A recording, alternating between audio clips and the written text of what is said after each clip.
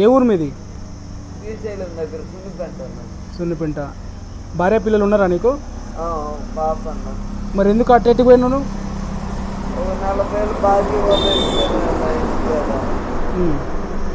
మా పుట్టినప్పుడు ఆపరేషన్ ఖర్చులో అయ్యి ఒక 40,000 అయినా అన్న. ఆ 40,000 బాకీ వాళ్ళు వెళ్ళిపోయినా అన్న. పోయి బాకీ తీసుకొని మళ్ళీ పోయినా. ఊళ్ళో ఉంటే ఉంటే తీరుతుంది కానీ బాకీ తీర్చలేదు అన్న. అవును. ఏదో బయటకు పోతే ఏదన్నా 4 రూపాయలు సంపాదించుకుంటా అని పోయినా అన్న. సరే, నీకు నేను అన్నం పెట్టిస్తా. నువ్వు ఎన్ని రోజులైందో అన్నం తిని నేను అన్నం పెట్టిస్తా నీకు.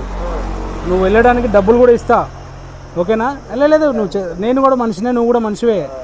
మనిషికి సాయం చేయాలి అంతేగాని.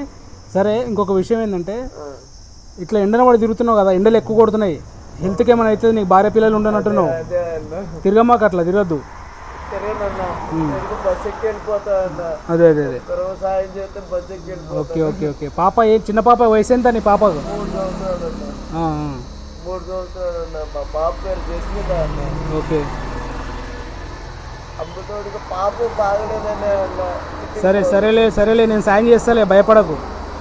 Okay okay okay. కారు లే వద్దు వద్దు, అవసరం లేదు తమ్ముడు.